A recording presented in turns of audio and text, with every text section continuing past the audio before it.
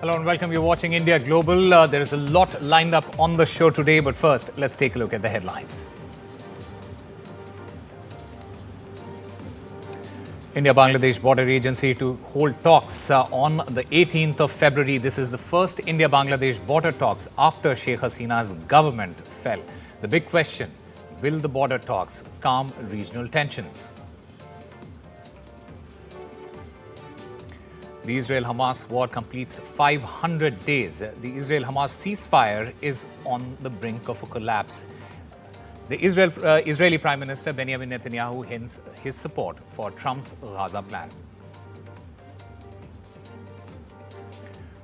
A third US flight with 112 deportees lands at Amritsar. The Indian deportees, they shared their ordeal on NDTV. They said that they were mistreated and they were forced to remove their turbans. Ukrainian President Volodymyr Zelensky is in the United Arab Emirates. This visit comes ahead of US-Russia talks that is to be held in Saudi Arabia.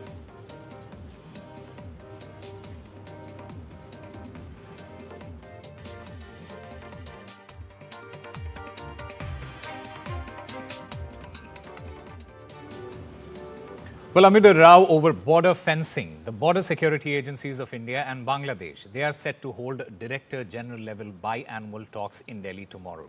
This is the first such meeting since the former Bangladeshi Prime Minister Sheikh Hasina's ouster last year.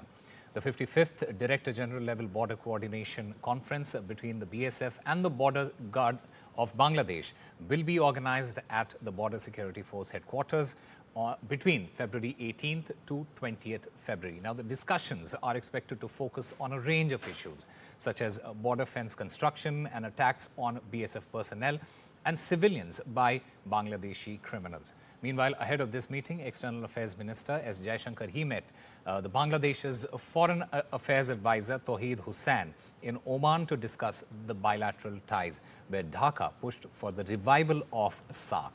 In fact, my colleague Mohammad Ghazali gets us the details at the moment. Ghazali, what can be expected from this border agency meeting, and could this calm the tensions or further strain ties between New Delhi and Dhaka? Yeah, Osama, so the last conference was held back in 2023 June, and this is happening almost after 2 years. In the last 2 years, lots have changed between India and Bangladesh. We saw the regime change in Bangladesh, how Sheikh Hasina was ousted, and then the relations between the two countries have taken a hit. On and off, we see these comments coming out from the foreign advisory or the foreign ministry there in Bangladesh, criticizing India for giving shelter to Sheikh Hasina.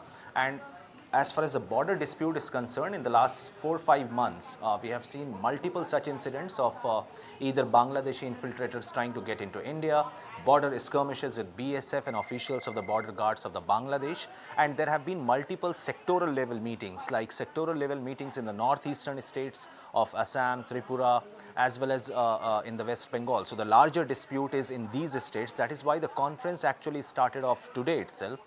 Today it was the officials of BSF, our border security force officials from the northeastern states met with the officials of BGB, the border guards of Bangladesh. From tomorrow, you will see the senior Director General level meeting is starting off tomorrow in this conference, which is the 55th conference between the two countries. And in this conference, in the next 2-3 days, we will see serious discussions happening on illegal construction near the border area between India and Bangladesh, and also illegal trafficking, intrusion from Bangladesh, and other issues of land border dispute between the two countries. That is why not just the BSF officials, but officials from Home Ministry, External Affairs Ministry, from land related department, Land Revenue Department of the central government, these people will be attending the meeting to reach a conclusion to resolve all the dispute which has developed in the last 6 months. All right, Mohammad Ghazali, thank you very much for getting us the latest and contextualizing this for all our viewers. In fact, to understand this better, to understand the significance of this meeting, I'm currently joined by Mubin Shadman Khan, the Deputy Editor of the Business Standard. He's live from Dhaka there. Mr. Khan, you know, things haven't really been normal between India and Bangladesh, and it is in this particular context that these talks are very, very crucial. What are you expecting out of these talks? I think what we are expecting from Bangladesh is, there will be slowly steps towards normalization of the relations. The border skirmishes you mentioned over the last, especially since June, they're also a reflection of how sort of India-Bangladesh relations have suffered in the since Hasina's fall. So they could be the ground for improving relations, but also, the border issue is not just something that's bothered Bangladesh since June. It's been there for years. Even into 2023, there were about 28 Bangladeshis who were sort of lethally shot dead.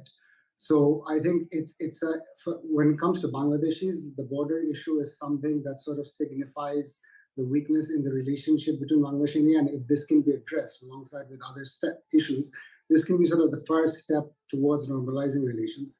But of course, there are other major thorny issues like Sheikh Hasina staying in India right now, which needs to be addressed in time. Right. In fact, I'm also currently joined by Veena Sikri, former High Commissioner of India to Bangladesh. Ma'am, I just want to get a sense from you. Will these border agencies, DG level talks, calm the tension between the two countries? Because this is what is the need of the hour at the moment? Look, I think we must realize that ever since this interim regime led by Professor Mohammad Yunus has come to power on the 8th of August 2024, the relationship has not been normal because the Bangladesh interim regime has not shown any interest in developing the relations between India and Bangladesh. They have made no effort at all to hold talks. Talks between the DGBSF and the BGB have been held after two postponements, after two cancellations. These talks are meant to be held every 6 months. And the previous rounds were postponed by the Bangladesh side. And then not only that, even the normal agreements that have already taken place between India and Bangladesh on the border as regards the building of the fence, as regards the coordinated border patrolling, all those are not being observed.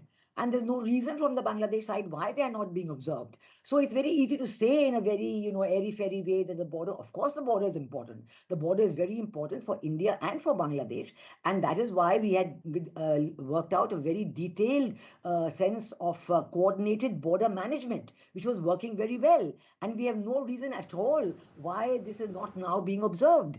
And I think this is a big problem that we will hope to get some answers for. We do know that in Oman, in Muscat, there were talks between the External Affairs Minister of India, Dr. Jaishankar, and the Foreign Affairs Advisor of Bangladesh, Tawhid Hussain. But I don't think they produced anything because I do not see any interest from the Bangladesh side in having a positive, forward-looking working relationship with India. This regime, as you know, is now being talked about all over the world as an unelected government. Their only task as an interim government is to hold a free and fair and inclusive elections as soon as possible. But there's no sign of those. So the later that they are delaying the elections, the more the world community is realizing that this is an unelected, unconstitutional government. Okay. Let me take that to let me in fact take that to Mubin Shadman Khan. Do respond to what Veena Sikri has said, Mr. Khan. This is an unelected government and it has come to power after the ouster of Sheikh Hasina. Is that also one of the reasons why the relationship between India and Bangladesh is suffering at the moment, especially with respect to the border that we share? I mean, respectfully, I disagree with ma'am, because I think this interim government has sort of clearly stated that they want to hold the elections by December this year to June of next year, right? They're already having talks with political parties. The Election Commission has already started taking steps in that direction. So the elections are definitely underway. What has happened is, you have to remember, there was a lot of post-July, and this is from Bangladeshi citizens, not the government necessarily. There was a lot of resentment towards Delhi, and I specify not towards India or Indians, but towards the Indian government policy, towards, how Hasina was constantly backed in 3 back-to-back elections, which were controversial and one-sided and rigged. So there was a sense in Bangladesh that Hasina was a puppet government of the Indian regime, and and some of the things that you see, some of the sort of rhetoric that you hear out of Bangladesh are also stemming from that resentment.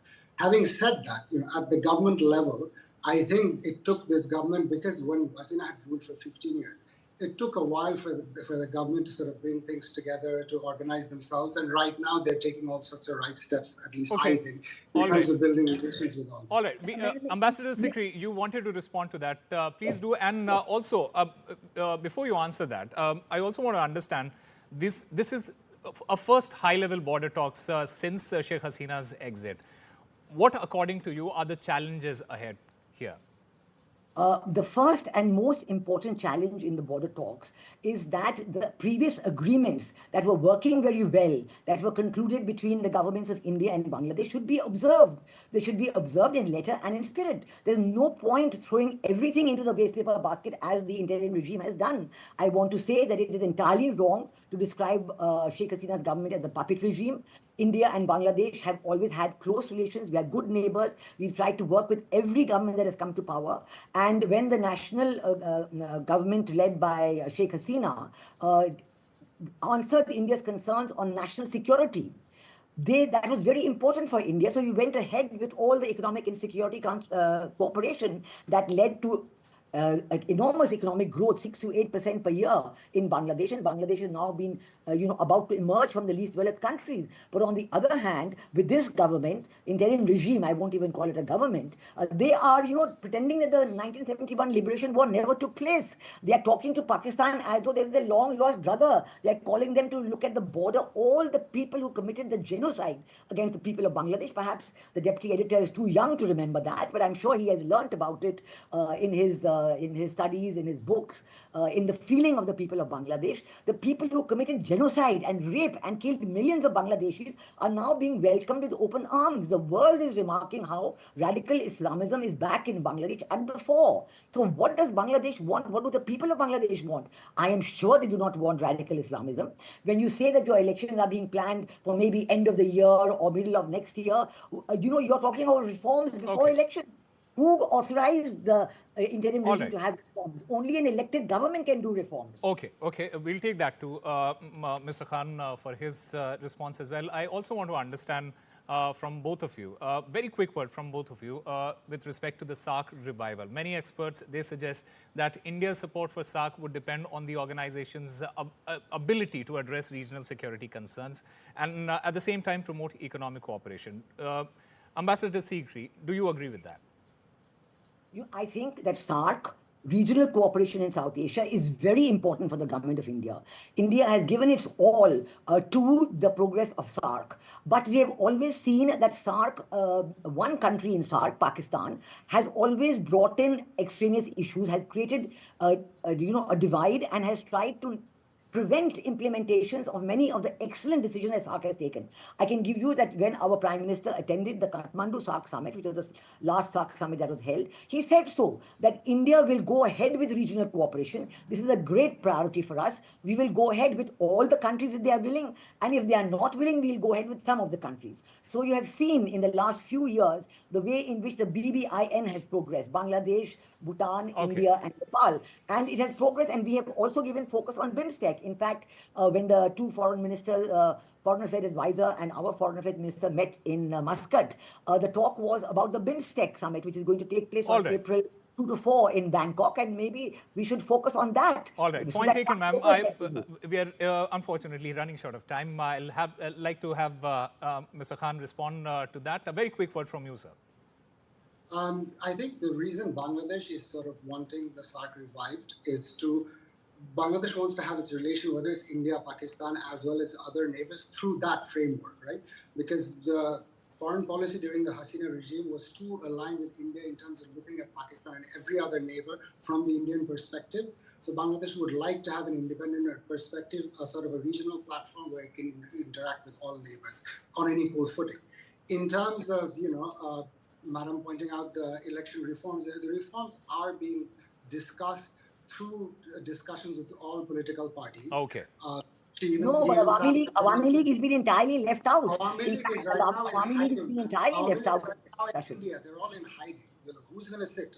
I mean, most of them are wanted for the killings in July. There's 1,400 people killed. Well, I think one should remember that. All right, we're extremely sorry. We are running short of time. The big question is, could the border tensions further strain the bilateral ties, or will these talks actually help? better the ties between the two countries. We'll have to wait and watch. Ambassador Sikri and Mubin Shadman Khan, thank you very much for sharing your views with us. We'll take a very short break, but on the other side, the Indian deputies from the United States, they share their ordeal to NDTV.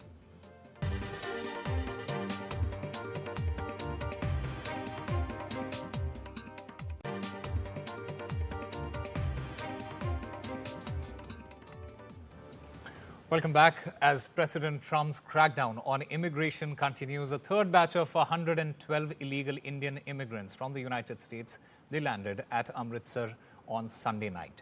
This comes after the second batch of 119 Indians arrived at the airport on Saturday. Now, deportations will continue every other week till all the illegal immigrants are returned to their home countries. This, in fact, comes days after Prime Minister Modi returned from a successful trip to Washington, where he met with President Trump for the first time in the latter's second term. Very assured that the United States and India is ready to take back verified illegal immigrants from India. Now, amid the entire row over inhuman treatment of deportees, NDTV's Gurpreet Singh Chinna, he spoke to the deportees who landed in Amritsar about their ordeal, including not being allowed to wear their turbans in the flight. Listen in.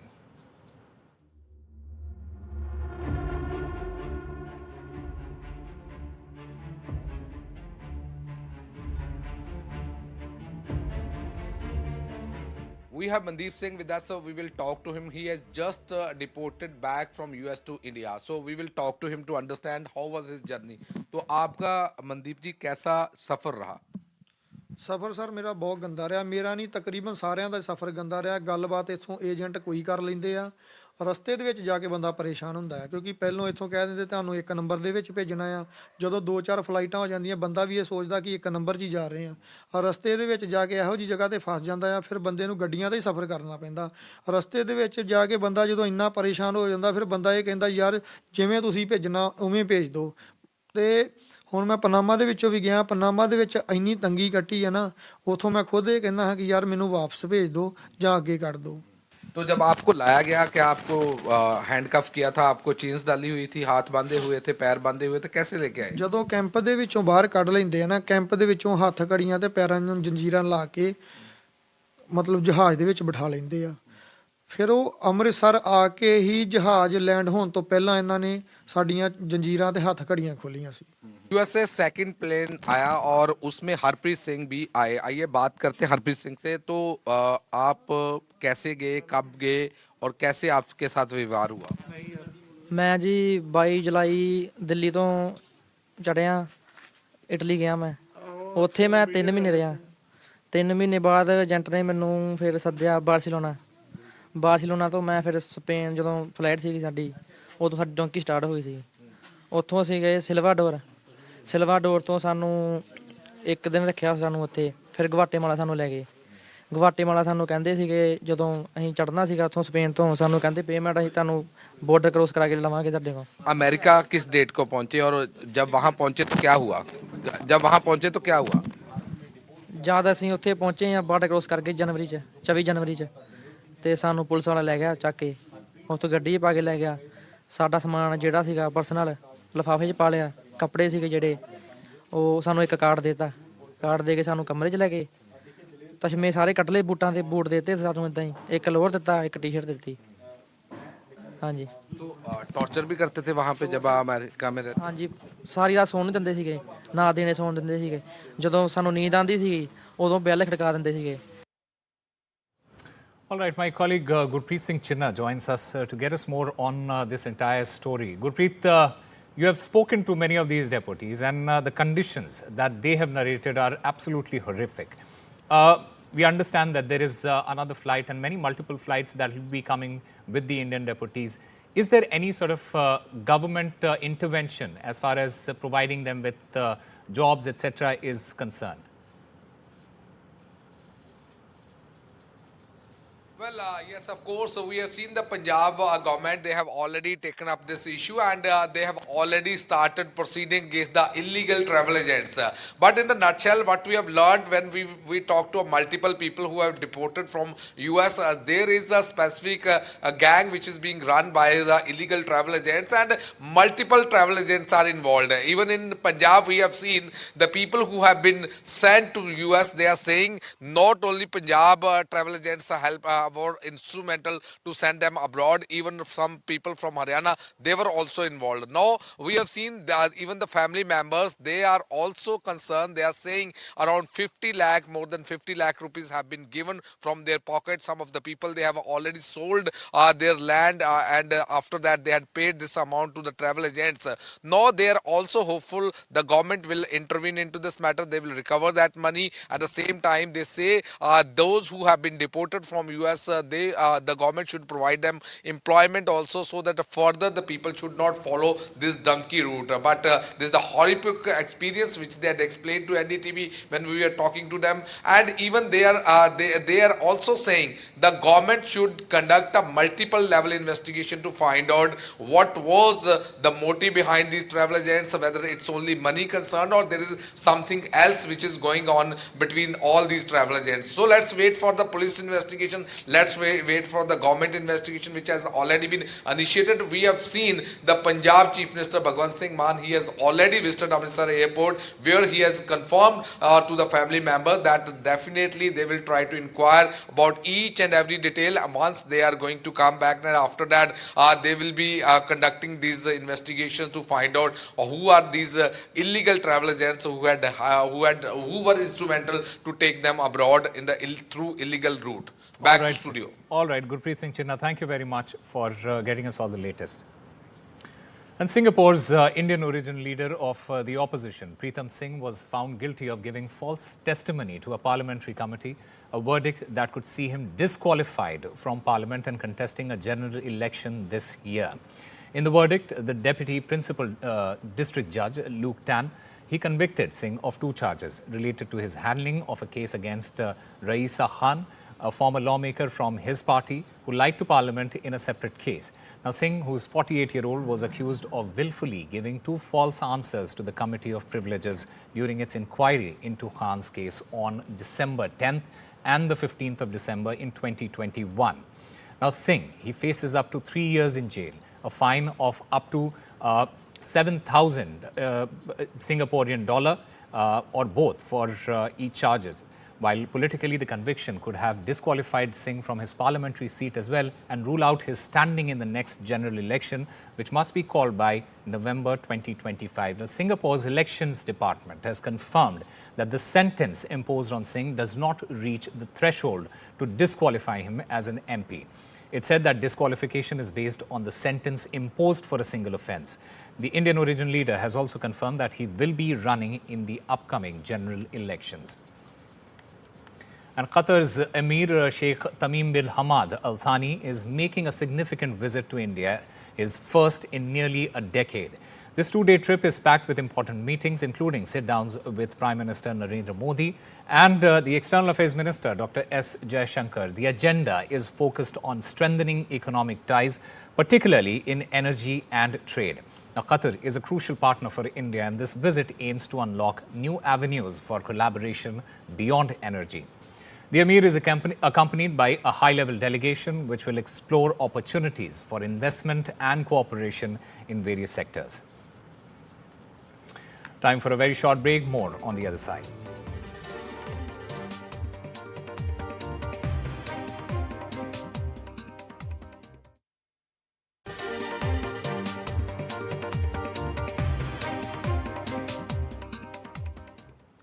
Welcome back. Today marks 500 days since the war in Gaza began, a conflict that has killed tens of thousands and devastated the region. The war was triggered by Hamas's attack on Israel on the 7th of October 2023. Since then, 90% of Gaza's population has been displaced and 73 hostages taken in this attack remain in captivity in Gaza.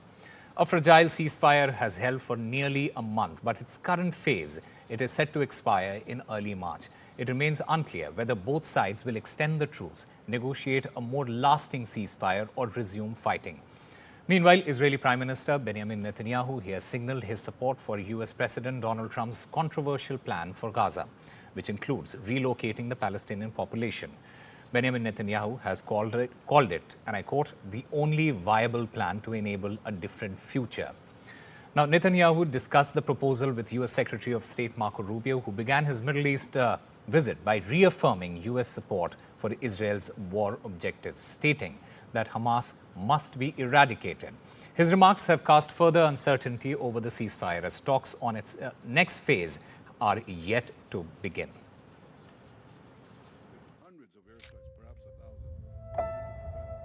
As the Israel-Hamas ceasefire in Gaza holds on by a thread, 17th February marks the 500th day of the war triggered by Hamas's attack on Israel on October 7, 2023.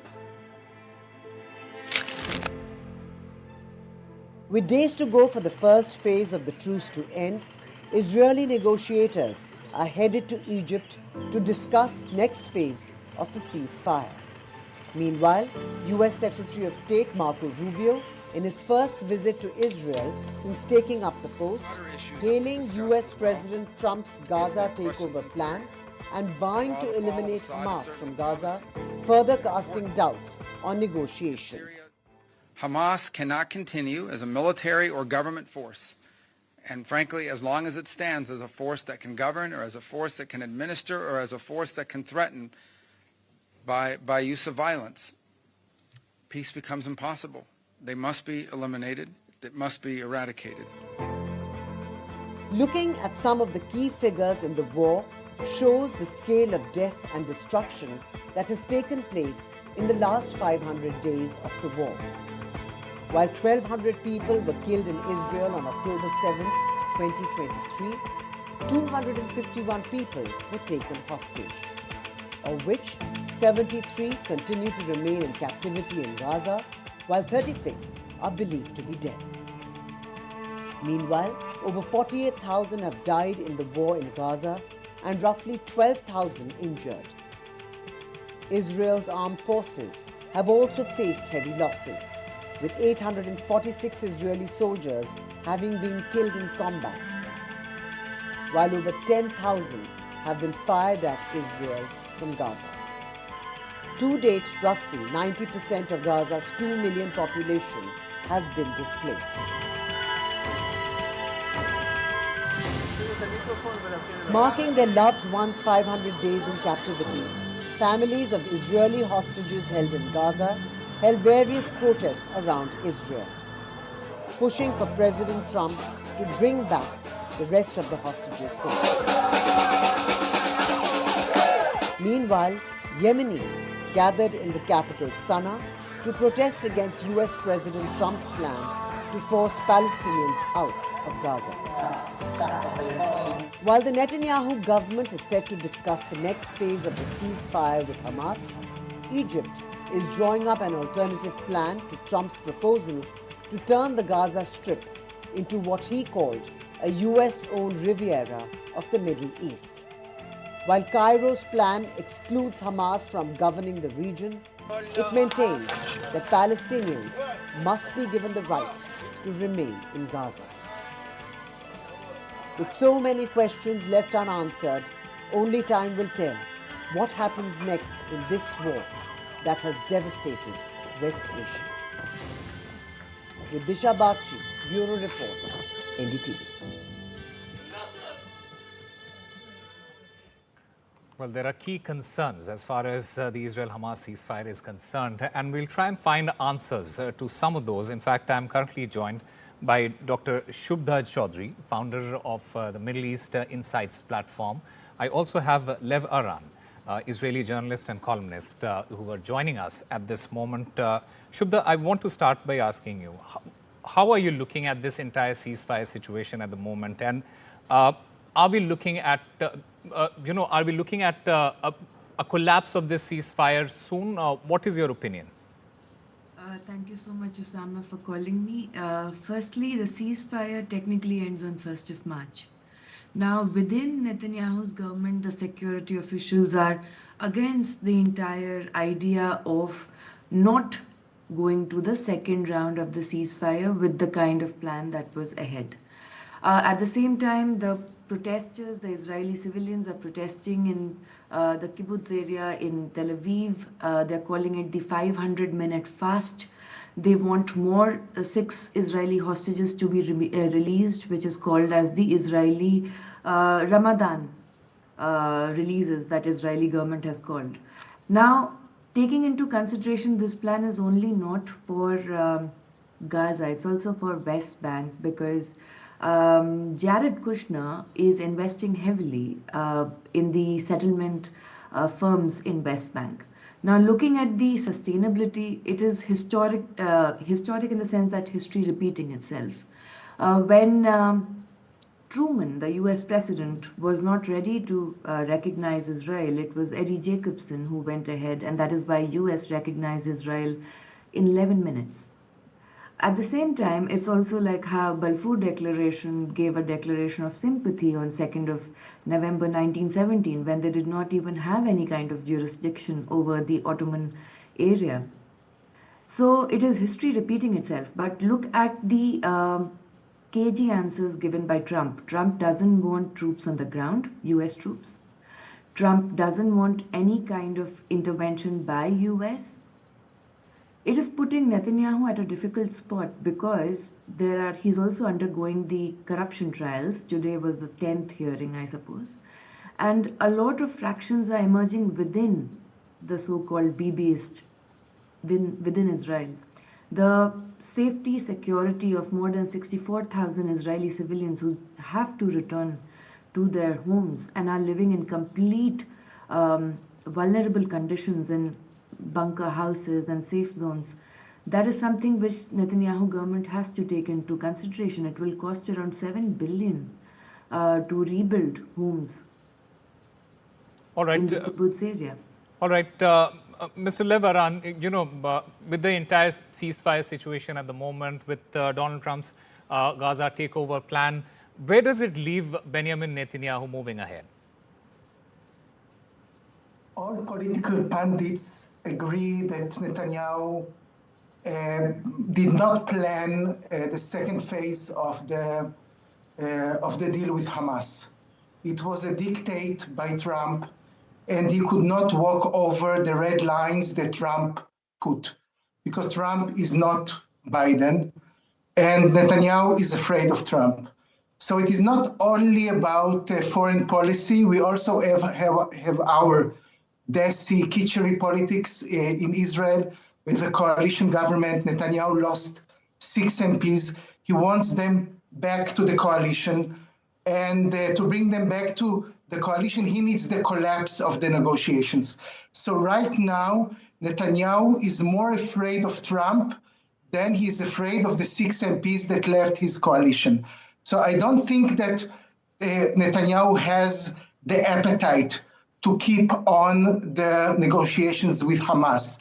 But on the other hand, he sees the big plans of Trump about relocating the Gazans, and it gives him some kind of a domestic audience to explain them that in the big picture, Trump is very pro-Israeli, and even if now we do not understand as right-wing Israelis why Trump wants a ceasefire with Hamas, in the future we will see that the Gazan border will be much quieter. Okay, having said that, do you feel, as you put it, does Netanyahu has an appetite for escalating this war? And as far as this entire ceasefire, phase 2, second phase of the ceasefire is concerned, will Donald Trump and Netanyahu, because of the kind of relationship that they share, will they clash over the second phase of ceasefire? Mr. Raran. They will not, because Netanyahu will be obedient. Netanyahu will comply, because Netanyahu has no other choice. Okay, all right. Shubhda, do you feel that Donald Trump will consider Egypt's vision for Gaza? Because that is also another important aspect to it. Unfortunately, the Arab lobby in US is not very strong.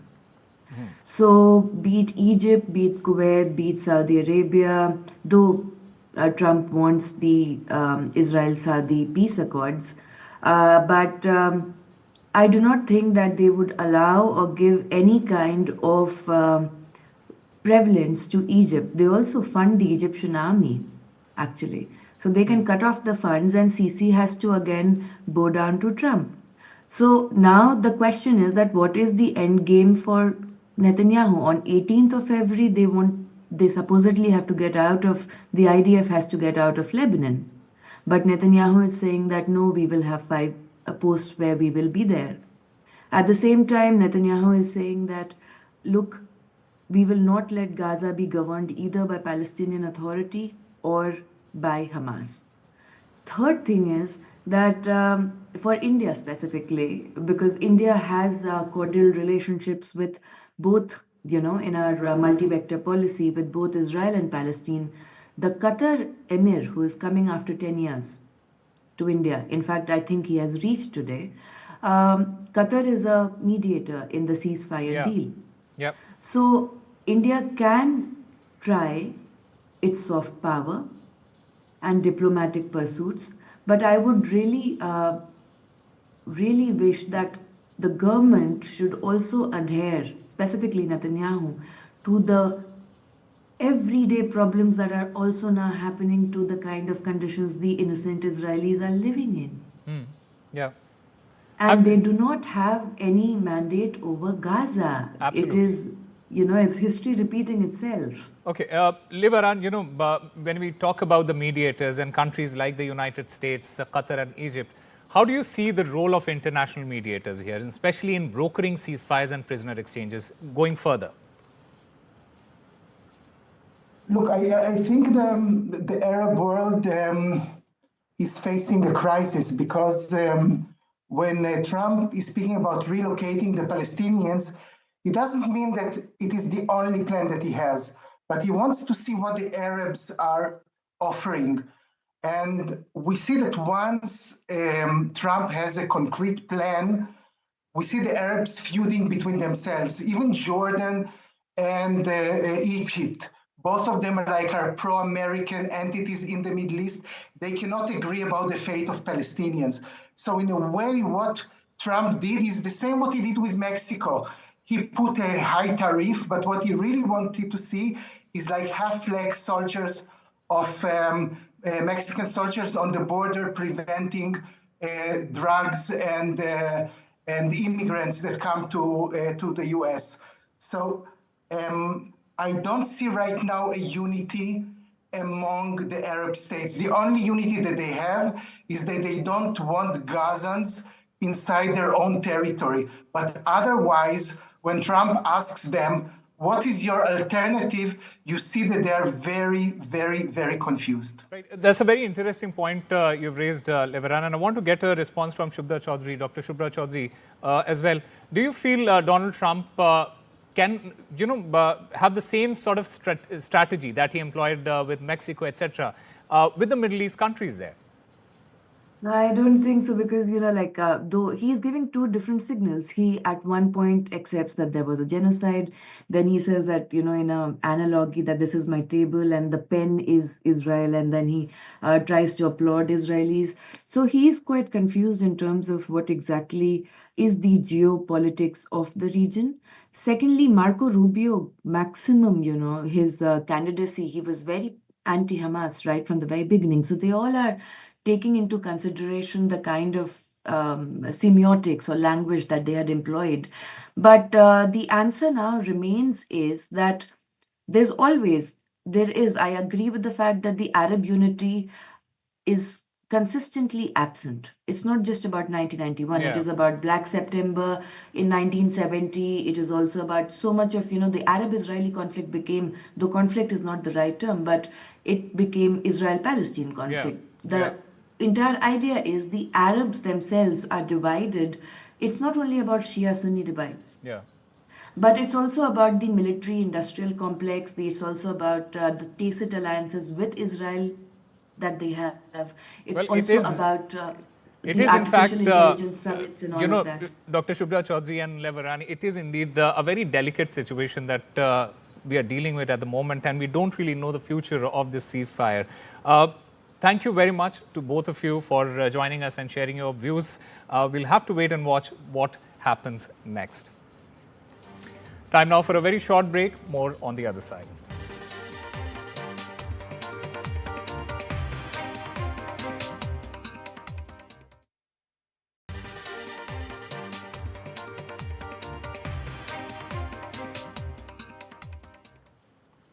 Welcome back. Ukrainian President Volodymyr Zelensky, he is in the United Arab Emirates as momentum grows for potential peace talks ending Moscow's war on the country.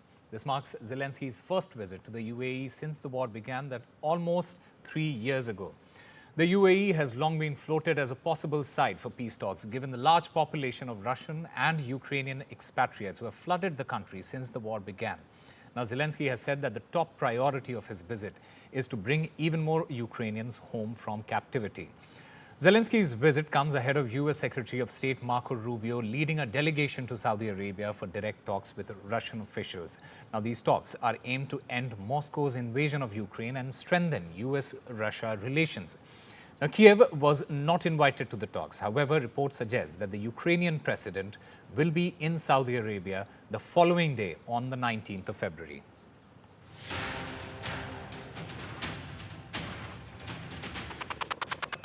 After almost 3 years of mayhem, countless deaths and epical damage to infrastructure, there seems to be some hope towards bringing an end to the Russia-Ukraine war.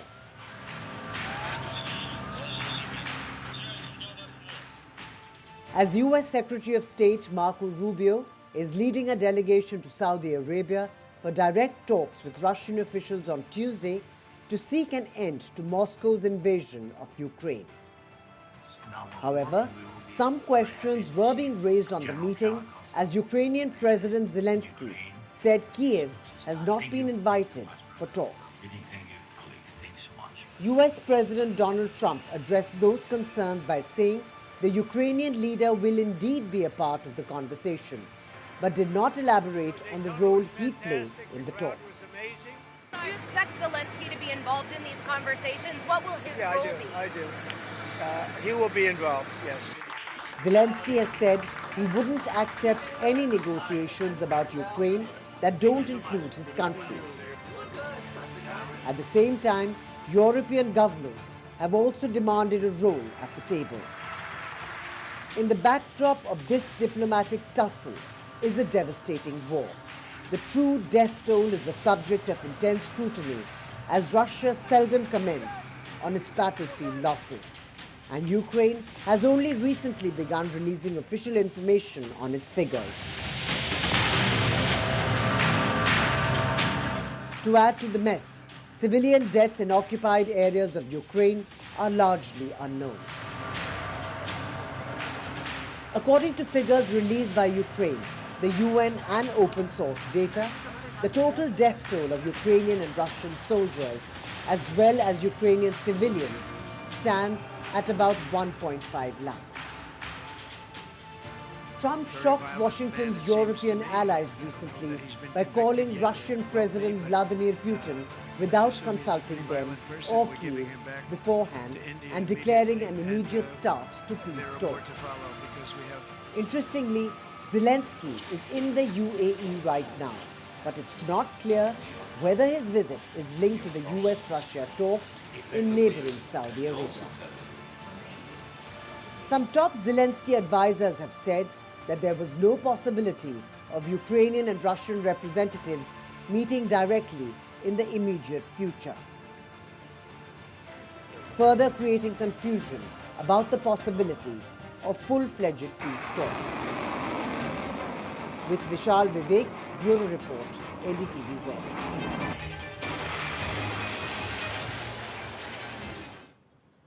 And Germany's four main chancellor candidates, they faced off in a live TV debate on Sunday, just a week before voters head to the polls.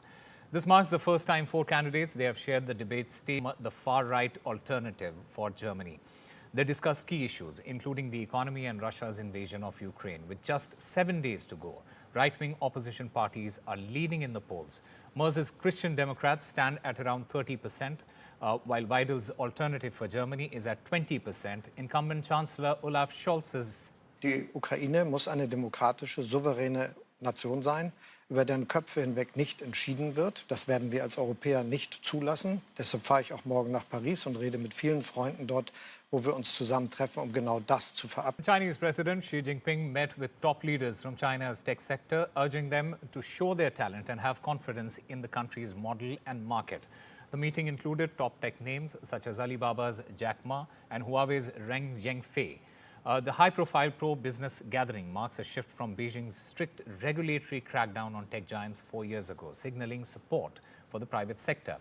She reassured business leaders of continued government support as China's economy faces growing global challenges. He called on them to drive technological innovation amid rising competition with the United States and promised stronger protections for entrepreneurs and greater market access. This was Xi Jinping's first meeting of its kind since 2018, held at a time when private sector confidence has been shaken by economic uncertainty, US-China tensions, and past regulatory crackdowns. That's all we have for you. Keep watching NDTV World.